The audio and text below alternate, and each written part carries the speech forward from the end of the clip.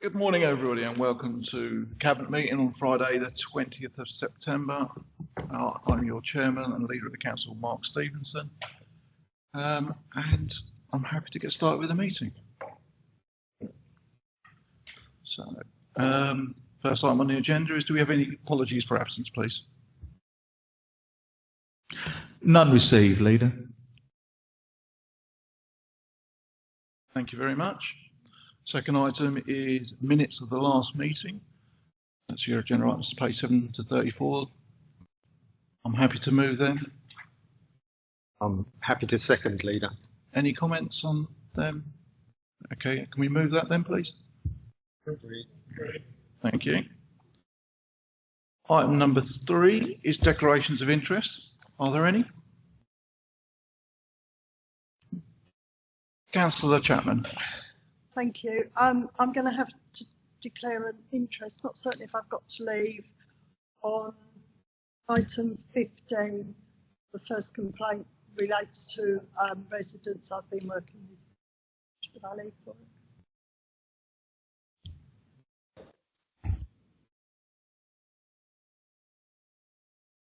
The Ombudsman and their Brightonsea residents, it's the first complaints, and they've made me aware of everything that's happening. So I've also been CC'd in on all emails. I feel probably, Councillor Chapman, it's probably best to leave at that point then. It's the last item on the agenda as well, isn't it? Yeah.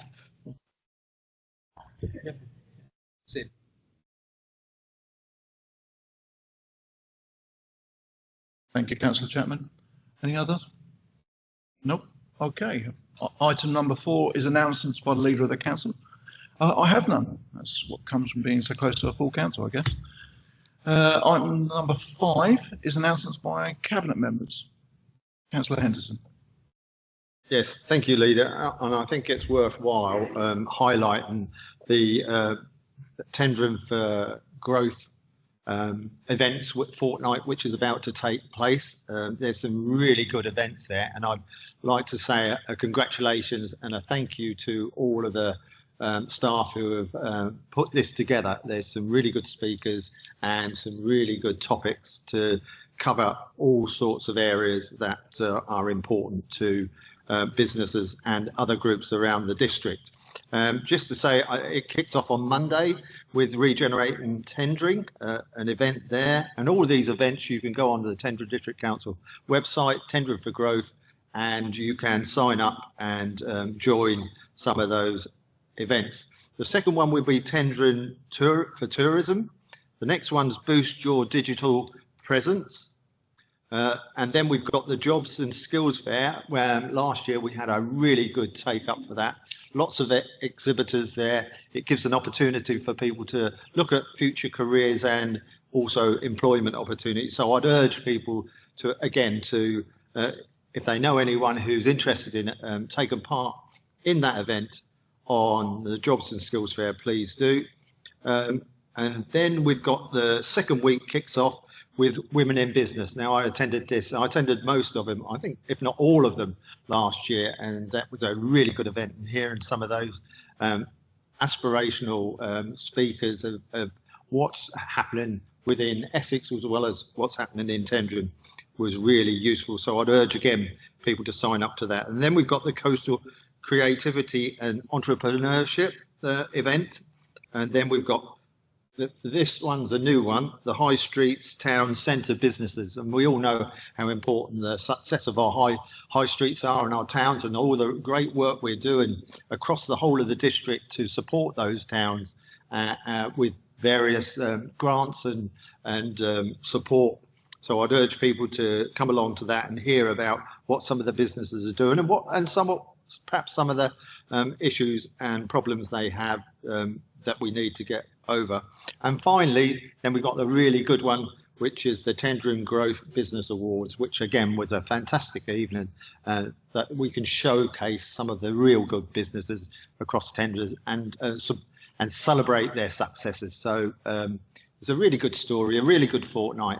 And once again, I'd like to thank all the team who have put this together with all the speakers that they've managed to recruit for those events. So, yeah, Leader, please, if you know anyone out there, if you know anyone who's interested in any of them, please tell them to go on the Tendring website and sign up and enjoy some of those events. Thank you, Councillor Henderson. I can testify to the success of last year's one. Afterwards, I think we saw each other, and it was well supported by a lot of cabinet members. And I can certainly say that every time I was at one, you were certainly there. And I think it's going to be well supported by the relevant cabinet members this time round. And so, if there are people out there watching who want to actually get up to the top echelon of this council, then I think, turn up and we'll be around to have a chat. Have we got any others? Councillor Placey. Yes, I thought it's worth a mention. I went to the SNE Expo at Colchester Rugby Club on Friday with some other officers and councillors around this table. It was an excellent day, and a lot of our organisations were recognised for the good work that they do that contribute to the health and well-being of our residents, addressing the key challenges we have here. There were a load of exhibits, and I came away with a lot of information that I will share in the not too distant future. Thank you. Thank you, Councillor Placey. And I too also went to the SNE Expo with our Chief Executive, and whilst he won't say it out to anybody, he won an award that afternoon. And so I'm really pleased that our Chief Exec won an award. And one of the things I did notice is that although it was a North Essex and South Suffolk Expo, we were the only council there represented with any kind of award. So a big congratulations to our CEO, Ian Davison. Have we got any others? No? Okay, in that case, I'll move us on to number 6, and that's matters referred to the Cabinet by the Council. And there are no matters this time. So number 7, this is matters referred to Cabinet by a committee, reference from the Resource and Services Overview and Scrutiny Committee, scrutiny of Spendell's project, and I believe this one's yours, Councillor Baker. Oh, it is, Leader, and thank you very much. As we're all well aware, there was various issues with the Spendell's project, which is still ongoing. I haven't got anything to report further actually on the project itself. There are a number of recommendations put forward by the Resources and Services Overview and Scrutiny Committee, recommendations to Cabinet. I won't read all those out. They're shown on page 36, and my response is on page 37 of the agenda. However, I will read that out. I would like to begin by thanking the committee for its consideration and recommendations. As I have said on more than one occasion, the reasons for undertaking the Spendell's project are never more valid. It will provide temporary accommodation for up to 30 families with children, a better place for them to be accommodated in a hotel room, reducing the impact on both the children's education and the family's overall health. This council continues to face, as does the rest of the country, homelessness issues along with the provision of temporary accommodation together with ongoing increasing financial costs. This project, even at an increased cost, remains the right thing to do. As we all know, an internal review is currently ongoing, and we will understand in due course fully what has happened and what lessons there are to be learned. Without seeking to deny the particular issues in relation to this project, particularly the unauthorised expenditure, it must be understood that all construction and major projects such as this one all carry inherent risks. It is unfortunate that this project has had particular difficulties, but in line with the committee's recommendations, I am content to recommend to Cabinet that the Chief Executive's formal review, when completed, be reported to the Cabinet, including 1, a more detailed financial breakdown of the 7 items not included in the original specification of additional expense itemised in the previous report to Cabinet. 2, the lessons learnt. 3, articulating a robust response and action plan for going forward. And B, portfolio holders should review with their corporate directors the performance and project management of all existing projects within their respective portfolios and report their findings to the Leader of the Council, the Resources and Services Overview and Scrutiny Committee, together with such additional actions as the Leader wishes to undertake in response. And my recommendation to Cabinet, which is at the bottom of page 37, that the recommendations made by the Resources and Services Overview and Scrutiny Committee be noted, and that the response of the portfolio holder responsible for housing and planning thereto be endorsed. And so move it, Chair. Thank you, Councillor Baker, and I'm happy to second it. And I can also thank the Resource and Service Overview Scrutiny Committee. As a former chairman, I value the important work of such a committee. So it's been moved, it's been seconded. Are there any comments? Can I go to the vote then? Thank you very much. So the next item is number 8, which is matters referred to the Cabinet by committee, reference from licensing and registration, adoption of the film classification policy. And once again, I believe this is you, Councillor Baker. It is indeed, Leader. Thank you. So as you can see from the report, the Licensing and Registration Committee are recommending to Cabinet that a policy which is attached to this report, start again. The Licensing and Registration Committee have recommended to Cabinet that the film classification policy be presented to us for approval. I'm happy to endorse the recommendation from the committee that the policy be approved. This policy complements the statement of licensing policy, which, among other things, concerns itself with the regulation of the exhibition of films in the district. The film classification policy provides a good framework for those wishing to show unrated films, as well as safeguarding children by applying a set of rules around the rating to be applied to those otherwise unrated films. The recommendation, which also has a second recommendation added, the recommendation is shown on page 62 of the agenda, but I will read it out. The recommendation that, subject to Cabinet's consideration of the recommendation of the Licensing and Registration Committee arising from its meeting held on 24th of July 2024, Cabinet resolves that the film classification policy as set out in Appendix 1 be adopted, and 2, that officers be authorised, following consultation with the portfolio holder with responsibility for licensing, to make minor amendments to the adopted film classification policy in the event of legislative statutory guidance under Section 182 of the Licensing Act 2003, or the framework adopted by the British Board of Film Classification changes impacting on that policy. Bit of a mouthful. I so move those recommendations, Chairman. Thank you, Councillor Baker. Do you have a seconder? Councillor Barry. Yeah, thank you, Leader. I'm happy to second this and support the recommendations. I'll just mention that the consultation went out, and I'm happy to see that the licensee from the Electric Palace, which I'm a real fan of, and they're likely to be the ones that show these films, they responded to the consultation, and they said the policy was extremely helpful and looked as expected. We're grateful for you sharing this with us. So on the basis of that, I'm happy to second those recommendations. And any other comments, Councillor Baker? Chairman, just to make Cabinet aware, at the next Licensing and Registration Subcommittee, I think it is, the Electric Palace have actually made an application to show an unlicensed film. So very good timing for this particular policy to be approved. Thank you. And it's great to have such great theatres and movie go in our area. Any other comments? Okay, it's been moved by Councillor Baker, seconded by Councillor Barry. Can I have an agreement on that, please? Agreed. Thank you very much.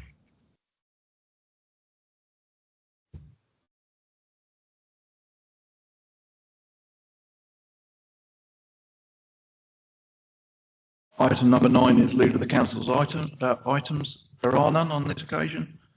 That takes me to number 10, which is Cabinet Member items. Report of the Environment Portfolio Holder, adoption of the waste strategy. And it's Councillor Smith. And sorry, Councillor Smith, I have forgotten to welcome you to the Cabinet formally at the Cabinet meeting. So congratulations, welcome to the Cabinet. And if you'd like to take this one for us, please. Thank you, Leader. I would like to say how pleased I am to be joining this Cabinet meeting as Portfolio Holder for Environment at the end of my second full week in the role. It's a steep learning curve for me, but one that has so far been both enjoyable and interesting, as I learn about our preparations to go out to tender for a new waste contract for 2026 and beyond. This report, item A3 in your agenda, seeks the approval of Cabinet to endorse and adopt the waste strategy for Essex 2024-2025. This strategy has already been adopted by Essex County Council in July this year. The waste strategy for Essex is an ambitious plan for managing recycling and waste in the county for the next 30 years. It sets out how the Essex Waste Partnership will work together to reduce the impact on our environment from dealing with the things we throw away. The strategy will help ensure residents can reuse and recycle more while keeping costs down and protecting the environment. Essex County Council hosted a 10-week public consultation on behalf of the Essex Waste Partnership in 2023. Over 4,500 people had their say on the draft waste strategy for Essex, and their feedback was used to develop a final version. We will be taking the themes of this strategy into account as we develop our new waste and recycling service that is to be implemented in 2026. I therefore move this item and the recommendations printed on pages 71 to 398. Thank you, Councillor Smith, and well done. Councillor Henderson. Thank you, Leader. And yes, I'm pleased to second this. This is really good news. A number of us have been really worried and concerned over the years about how much waste goes directly to landfill. When you look at this, residual waste currently goes to landfill, but from April 2025, it will be diverted to an integrated waste management facility and used to generate energy. That's got to be good news when you look at over the years out. The amount of people have worried about the amount going to landfill. And when you look at our current recycling rates, it's 40%, and we collect a total of 53,000 tonnes of waste from our 74,000 households, 32,000 of which is residual waste, with the remainder being either recycled or composted. There's always a case for actually improving, and just a message, and it's an educational message, I should imagine, to our residents. Please think before you bin it, put it in the right bin, and you will help us and support this new waste policy going forward, and you'll also help the climate for the future. Thank you. Thank you, Councillor Henderson. Did anybody want to speak on any of this? No? Okay. In that case, it's been moved by Councillor Smith and seconded by Councillor Henderson. Are we all in agreement? Thank you very much. The next item is the Cabinet Members' Report for Housing Planning Portfolio Holder for the adoption of the Jowick Sands Place Plan. And I believe this is yours again, Councillor Baker. It is indeed, Chairman. I'm delighted to provide Cabinet with the outcome of the public consultation of the Jowick Sands Place Plan, as it's been amended, and I recommend its adoption. It's one of the Cabinet's highlight priorities, and within the current local plan, and in line with the corporate priorities of this Council under the themes of working with partners to improve the quality of life and raising aspirations and creating opportunity. Jowick Sands is a priority area for regeneration. This place plan, prepared for the Council by award-winning specialist HAT projects, has been developed to provide a comprehensive strategy to revitalise this particular area, focusing on the following key objectives: transform housing quality in the built environment, ensure long-term flood resilience, create greater connectivity to neighbouring areas, attract commerce and new economic opportunities, and improve people's life chances, access to public services and health and well-being. And to realise these objectives, the place plan identifies several strategic interventions that's subject to funding and resources, could be delivered either by this Council in partnership with other bodies or through other organisations. And these interventions include upgrading the flood defences and enhancing the seafront's public realm, residential area enhancements including the provision of replacement housing, development of spaces dedicated to business, tourism and local services, refurbishment of public open space, boosting accessibility and connectivity, upgrading drainage infrastructure, and continuous community engagement and stewardship. The aim of all this is to lift Jake Sands from its current position within the index of multiple declaration, which is at the lower end, and to bring a positive and sustainable long-term future for the community, with a strong emphasis of working with the local community to achieve this. The full implementation of the interventions is projected to span 20 years, with phased improvements being the best approach and most feasible. Public consultation on the draft plan was carried out between the 20th of November 23 to the 6th of January 2024, which has followed on from previous community engagement.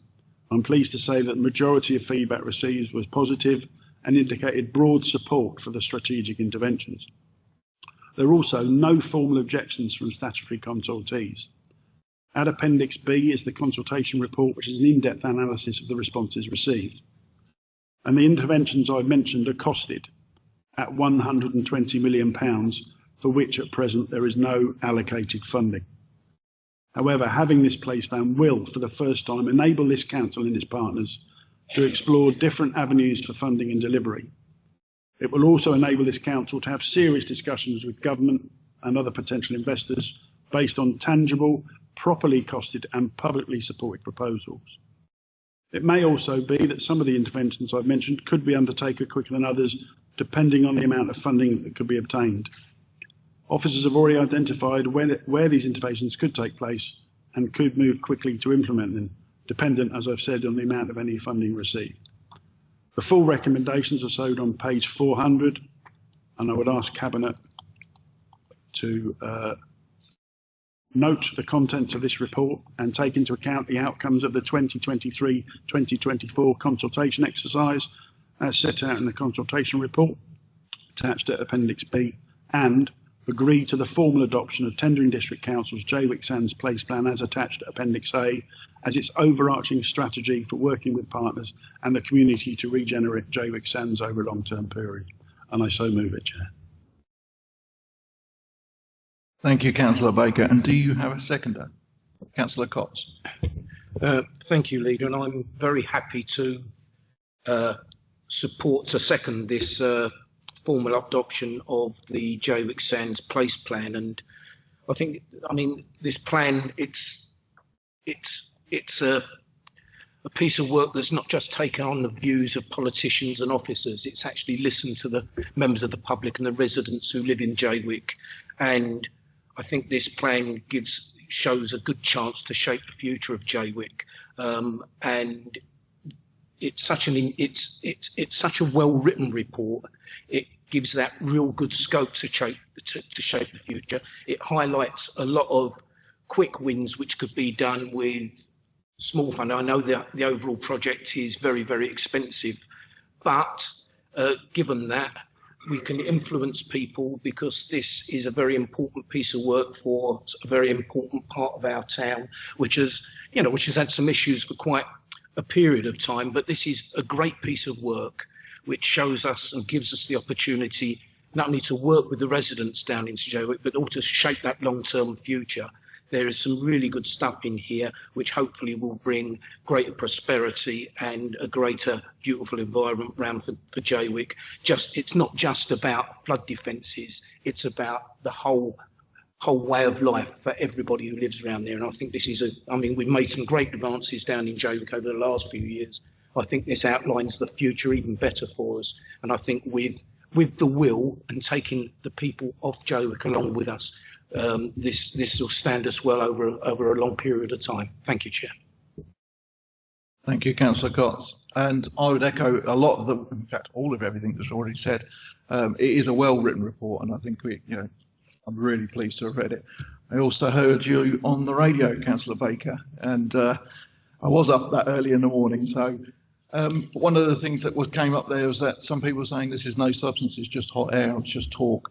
And I think the argument to that sort of thing is that it is a costed plan, and the reason why a costed plan is so important is that we've got a new government which has its own ambitions, and if you have got something in place, like we saw with the accelerator bid over in Harwich, we were quickly able to pick that up, and £750,000 are now being invested in Harwich because that was something that we had already in place, just waiting.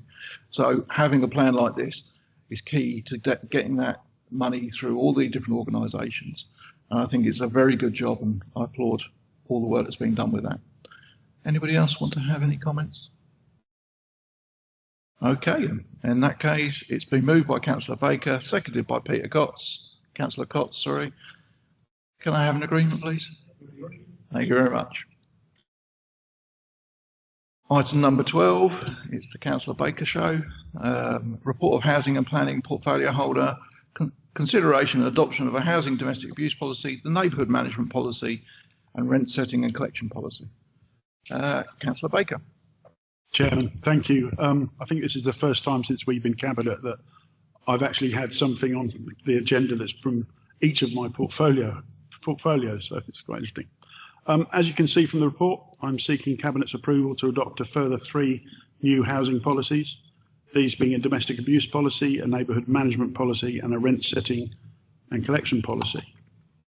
The complete policies are shown at appendices A5, A, B and C, attached to the report at pages 575 and 610.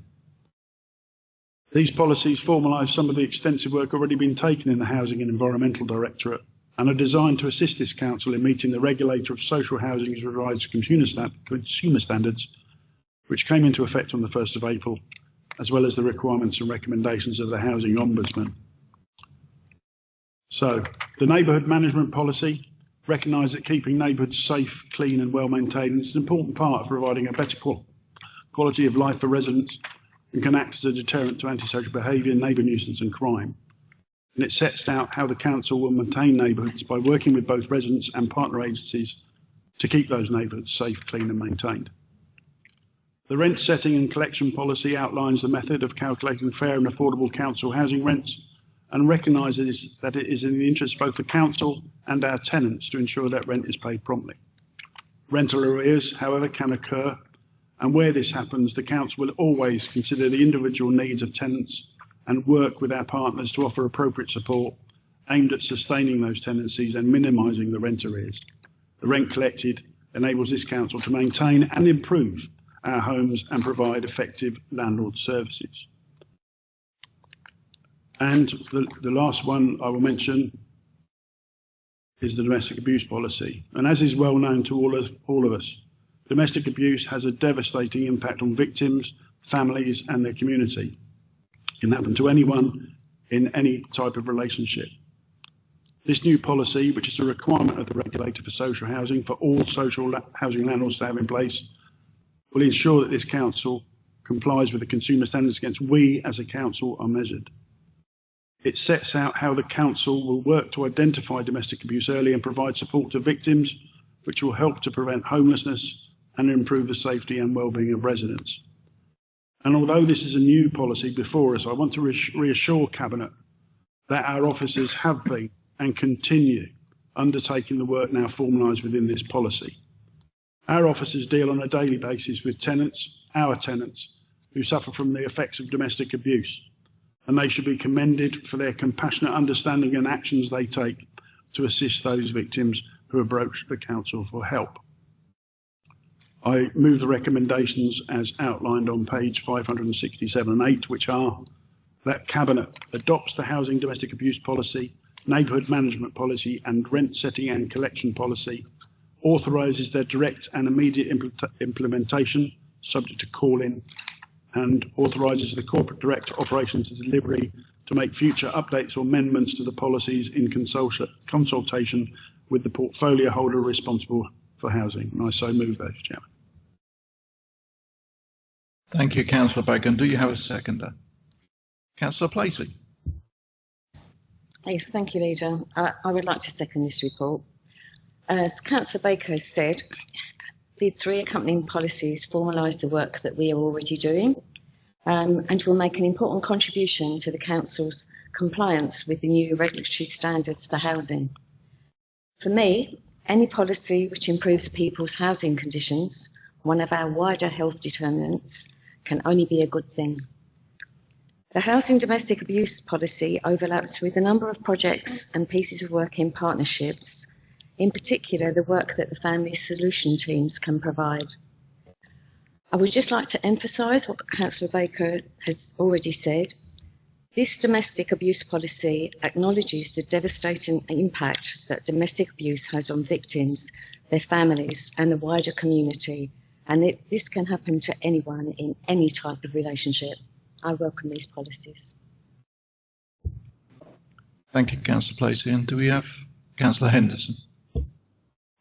Yes, I'd just like to say a few words on this. I think this report actually sends a message, a positive message out there to all our residents or our tenants to say that we are here to support and help you if you need that help regarding domestic abuse.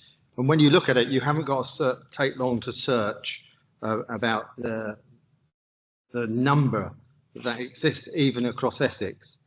67 domestic abuse crimes happened every day in Essex between November 2022 and October 2023, representing 12% of crime in the county. So I do think this gives us an opportunity to not just talk to our tenants, but say to people out there, there are organisations, there are partners that we work with who are out there to give that genuine support. And I think the report actually highlights the fact that we are giving our staff the right training to be able to look at the potential indicators that exist when it's coming to look at domestic violence and where it's happening within our properties and with our tenants. So yes, I think this is a really good opportunity to say to anyone out there, there are support organisations out there. We will, as a district council, support anyone who needs that support,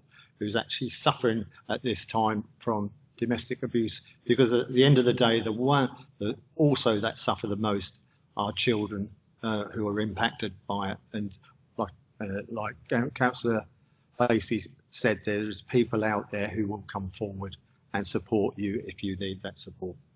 So thank you very much. Well said, Councillor Henderson. Anybody else would like to speak to it? Okay, in that case, it's been moved by Councillor Baker, seconded by Councillor Placey. Are we all in agreement? Thank you very much. So, item 13, this is a report of leisure and public realm portfolio holder, the sport and activity strategy for Tendring. Councillor Barry. Okay, thank you, Leader. I just say it gives me great pleasure in presenting this strategy to Cabinet today for its formal adoption. In line with a lot of the other papers that have been presented today, colleagues will be aware of the amount of work from officers that has gone into preparing this document, and I would like to pay tribute to them for their time and commitment to this project and all those involved in its final production. I hope people have seen it. I think here it is. It's got a really inspiring cover and a lot of good content in there, so I hope everybody can read it and take it forward. But as an administration, we inherited a strategic vacuum in this area, and we've researched thoroughly and consulted widely over the last year or so when preparing and writing this document. I have particularly enjoyed engaging with community groups, meeting local organisations and learning about all the amazing clubs and activists across our district. The consultation around the draft strategy was positive, a positive learning experience, and it has really helped to shape the final product before you today. The strategy has some key elements in respect of funding and delivery, so it won't be a document that sits on a shelf gathering dust. It has been well received by governing bodies and other organisations, and it has the potential to make a huge difference to residents' health and well-being across our district. It has exciting proposals with a comprehensive set of action plans, and it will ensure that any future funding opportunities are pursued with some authority and certainty about the needs of our residents and the kind of facilities they are looking to us to provide. As part of the work we've done, we've already started to engage with active travel groups and had discussions with consultants regarding the feasibility study for a proposed active wellbeing centre in the district. This strategy crosses boundaries and portfolios and will involve all sections of our council in its delivery. The strategy shows that we're putting our people first and that we'll do all in our power to improve their health and well-being and their overall quality of life. So I'd like to formally move that and suggest that we adopt the recommendations on page 612 of the agenda. Thank you. Thank you, Councillor Barry. Do we have a seconder? Councillor Scott. Yes, Chairman. Leader, I'll gladly second Councillor Barry's strategy. The sports strategy, I'm very pleased to second this report, as adopting the new strategy will support local people to become more active and improve the quality of life around our district. In addition to improving health outcomes, sport can be life-changing for people of all ages. Being part of one of our fantastic local clubs or enjoying a new activity can support the development of so many life skills, tackle social isolation and improve self-confidence. Particularly in our rural communities, residents who face challenges in accessing sport and activity will be further supported to be active where they live. Through a variety of exciting projects and interventions, this will address the barriers to activity through transport and in some cases affordability. This strategy is well written, detailed, and it will improve sport access and people's health in our district. Councillor Barry and his officers have done a lot of work on this strategy for the benefit of all our residents here in TDC area. Thank you. Thank you, Councillor Scott. Did anybody else have any comments? Councillor Placey. Yeah, I just, as an exercise to music tutor in a previous life, which included armchair exercises, I've seen and felt firsthand the difference activity makes to help people's health and well-being. And I've also seen the improvement in people's confidence and self-esteem, both young and old, by being part of a group, whether it be going for a walk, which is free, or joining a club and maybe taking part in some competitive sport. I also worked with a branch of the Sports Association for the Disabled. So I have some experience in how various activities can be adapted to include everyone. And we've just had the Paralympics, haven't we? A shining example to all. This strategy, working with so many of our partners and of course our residents, will hopefully improve the health and well-being of all. I'm very happy to support this. Thank you, Councillor Placey. I think I'll just add my two penneth worth. I've been looking forward to this strategy for quite some time, Councillor Barry. When you first introduced it before the consultation, I was very excited about what it could actually deliver for the area. And I think the Cabinet has already been presenting and pushing its different ideas. We've had the Tour de Tendring over in Harwich, and it's only just recently been announced that a survey done on the area has said that cycling has improved. And this is the survey I was asking, how often do you ride a bike once a week? How many people? And it went from 7% to 11%, which is huge considering there's 150,000 people. That's 4% more of our population are now riding bikes. And I believe after the Tour de Tendring, you became one of them. So, but it's also about how organisations can help themselves, and we're seeing that. I know that you're already talking with the local runners, and they're putting on a marathon along the seafront in October, and that's coming at no cost to TDC. You know, that is something that the community is putting together and organising for itself, and that is at the heart of what this is. This is not about TDC making everybody do everything. This is about people taking on responsibility for their own health and being more active, you know, and how we can help them do that rather than making them do it. So, excellent piece of work. Happy to endorse it. And yeah, more to come, I think, on this. Anybody else got any comments? Councillor. Mr. Davidson. Thank you, Lynn. I just wanted to say, in terms of the policies and in terms of some of the theme that's coming through today and we've seen in others, is how much our different policies and strategies actually link up. How important it is that we make the links between them, because they don't sit in isolation. They don't then therefore become a dusty document on the shelf. Actually, they become a reality, and some of the things in there very much links with the health and well-being work, with the housing and the policies indeed that Councillor Baker was talking about earlier. And I think that very rightly picked up on that. But one of the things which is kind of those is around well-being centre and about how we interact. So it makes our communities so much healthier. And I think that the thing which we're looking at here is this is not a bland strategy which you can pick off the shelf and could be renamed anywhere borough district council. It's about reflecting on our socio-demographics, on our needs, on our coastal position, and on the work which our partners which are doing with us. So I think that's kind of worth saying is this is part of a much larger jigsaw, and I think that it does it really well to make those links, and the wellbeing centre and the work which we're doing around with that as well. Thank you, Mr. Davis. Okay, any other comments? Okay, it's been moved by Councillor Barry, seconded by Councillor Scott. Are we in agreement? Thank you very much. Okay.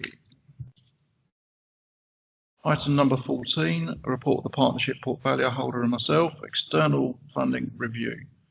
Okay. For me, this is about adopting a framework and a process to ensure that the allocation of funding supports the council's priorities. It has also been a process for all areas in the council as to what is important to give funding and receive funding. The flowchart in Appendix A will stimulate discussion to ensure that we are commissioning or receiving funding to address the issues of our residents in accordance with our priorities. And whilst I admit there is more work to be done on an external funding policy, and one of the recommendations is that this is to be developed with approval of myself before it goes in front of the audit committee for their support and assurance. So I'm happy to move that, but I do need a seconder. Have I got a seconder? Councillor Placey. I've not got much more to add to what you've already said. The flowchart and the checklist is very important, but also this is to be followed across all departments, although it comes from partnership, which is why it's from you. I've got that it gives a more coherent approach to fund both funding in and out, and everybody's singing from the same page. So happy to second it. Thank you very much, Councillor Placey. Anybody else got any comments on this? Okay, in that case, I am going to move it. Gina's, Councillor Placey seconded it. Can I have an agreement, please? Thank you very much. Which takes us to 15. So this is the report of the Monitoring Officer, Housing Ombudsman findings and other incidental related matters. And I believe, Councillor Baker, you're going to move this for me. Sorry, I'll wait for you to get out. I forgot you were.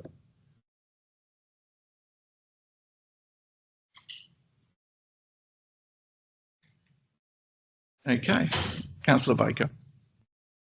Thank you, Leader.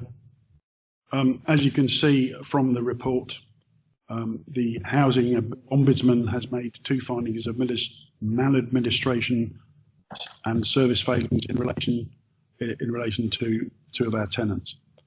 In relation to the first case, I would like to point out it's not in relation to the actions of the council in dealing with the matters raised or the complaint, but rather in the handling by the council of the complaints about its response to the Antisocial Behaviour Board, and so about how we dealt with the complaint itself, not the issue. The wider lessons to be learnt from that case is that there must be evidence consideration of options available, and that complaint responses, which are separate from service requests, must address in full the requirements of the relevant Ombudsman Code and indeed the Council's own procedures. I have recently asked the Corporate Director for Operations Delivery to ensure that all officers are reminded that any complaints received must be dealt with within the timescales within our housing complaints policy, and that all decisions made in regard to complaints are provided in a prompt and timely manner. The second finding relates to issues around the state of the property and repairs and maintenance, dating back some 5 years now, and how the council dealt with those issues. The Housing Ombudsman made a number of recommendations, which are shown on pages 691 and 692 of the agenda, unable to state that all those have been undertaken, with the exception of the payment of the compensated audit in the second case. I would also say that the amounts of compensation ordered to be paid are not large amounts, but do indicate how serious the Housing Ombudsman has considered the maladministration to be. The Housing Ombudsman, as well as the Regulator for Social Housing, have encouraged tenants to make complaints to the landlord and will no doubt going forward be looking to ensure that social landlords comply with not only their policies but also those of the Ombudsman codes. In regard to the recommendations, Chair, there is I'm just finding it, I do apologise. It's also opportune to state that the Council made its annual submission in June of this year in respect of compliance with the Ombudsman's Code, complaints performance and service improvement. And this was considered by this Cabinet at its meeting in May. The Housing Ombudsman has confirmed it is satisfied that the Council has provided and published all necessary documents as part of its annual submission, and the Ombudsman will now carry out an assessment to determine if the Council has demonstrated compliance and that its approach is fair and reasonable. I'd just like to mention that a separate report is being submitted to the Audit Committee next week in respect of the Local Government and Social Care Ombudsman's annual letter for 2023-24 in respect of complaints submitted to that Ombudsman service. And I therefore, move recommendations that recommended that Cabinet receives and notes this report, and in particular, A, the findings, orders, recommendations from the Housing Ombudsman in the two cases covered by the report, the compliance with those matters by the Council, and the wider learning points set out, and B, the incident and related matters concerning the Council's compliance with the Ombudsman's Code, complaints performance and service improvement, and advance notice of an intention to report to the Audit Committee on the 26th of September in relation to the Local Government and Social Care Ombudsman's annual letter for 2023-2024 in respect of complaints submitted to that Ombudsman's service. And I move those recommendations, Leader. Thank you, Councillor Baker. And I think you said everything that needs to be said, so I'm happy to second that. And I'll go straight to the recommendation moved by Councillor Baker, seconded by myself. Are we all in agreement with the recommendation? Thank you. Okay, in that case, the next scheduled meeting is Friday the 18th of October, and I hereby close the meeting.